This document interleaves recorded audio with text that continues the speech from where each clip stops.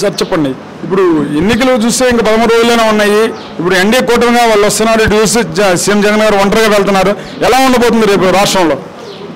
రాష్ట్రంలో జగన్మోహన్ రెడ్డి 2019లో పాదయాత్ర చేసి ఆయన చెప్పిన పథకాలు మొత్తం కూడా 10 పేదవాడికి అందింది.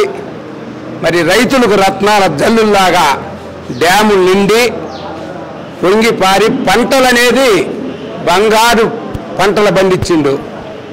మాట తప్పకుండా 10 పథకం కూడా ఇచ్చాడు. ఈరోజు కూడా జగన్మోహన్ రెడ్డి మరి వెలుగొండ వాళ్ళ నాన్న శంకుస్థాపన చేస్తే ఈయన పార్వత్వం కూడా మొన్న జరిగింది. మరి నేనేమంటున్నంటే ఈ జగన్మోహన్ రెడ్డి జనములో మాట మీద ఉంటాడనేది ఒక జన అభిప్రాయం. ఆయన వాళ్ళ నాన్న కూడా ఉన్నాడు, నీకు ఉచిత కరెంట్ ఇచ్చాడు. కానీ ఇప్పుడు వెలుగొండ ప్రాజెక్టు మీరు ఏదో చెప్తున్నారో, వెలుగొండ ప్రాజెక్ట్ పూర్తయింది అంటారా? పూర్తయింది, మొన్ననే కదా ఆయన స్టోరేజ్ ఓపెనింగ్ చేశాడు.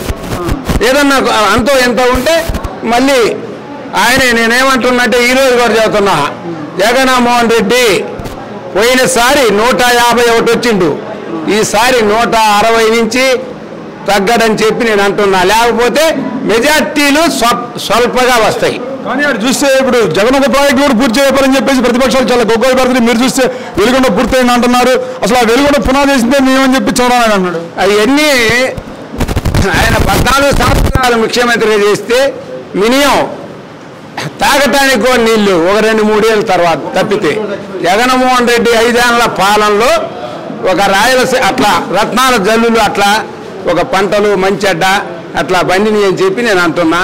ఈ జగన్మోహన్ రెడ్డి మాటలు నమ్మారు, జనం ఓట్లేస్తారు. ఎక్కువ కూడా ఎస్సీ ఎస్టీ బీసీ కులాలు అనేది మైనార్టీ, ఆ కులాలు ఆయన్ని నమ్మారు. ఖచ్చితంగా నేనేమంటున్నంటే, నేను కుర్చేడు సర్పంచ్ని, ఇప్పుడు కూడా నా పేరు వచ్చేసి ఆవుల వెంకటరెడ్డి, ఎస్సీ వస్తే గెలిపించాను అనమాట. నేను ఒక సెగ్మెంటు. సరే, ఎలా ఉందండి ఇప్పుడు మీరు కుర్చేడు సర్పంచ్ అంటున్నారు, అటు చూస్తే బూచిపల్లి శ్రీనివాసరావు గారు పోటీ చేస్తున్నారు. టీడీపీ నుంచి ఏదైతే ఉందో కళ్యాణ లక్ష్మి అంటే గొడ్డిపాటి లక్ష్మి పోటీ చేయబోతున్నారు. ఎలా ఉంటుంది బూచిపల్లికి కష్టం అని చెప్పేసి అంటున్నారు కదా? అది జరిగే ప్రసక్తే లేదు. వాళ్ళ అమ్మ నాన్న చేసిన పుణ్యమే దర్శి నియోజకవర్గం. ఈరోజు కూడా చెబుతున్నా, మినిమం అంటే మెజార్టీ ఎక్కువ చెప్పుకోకూడదు, అవతలోడు పుంజుకుంటాడు అనమాట. వాళ్ళ మెజార్టీ వాళ్ళకి అంతరకంగా ఉంటుంది. ఖచ్చితంగా వాళ్ళ మెజార్టీ వాళ్ళ అమ్మ నాన్న చేసిన పుణ్యమే 15,000తో గెలుస్తాడని నేను ఖచ్చితంగా చెబుతున్నాను.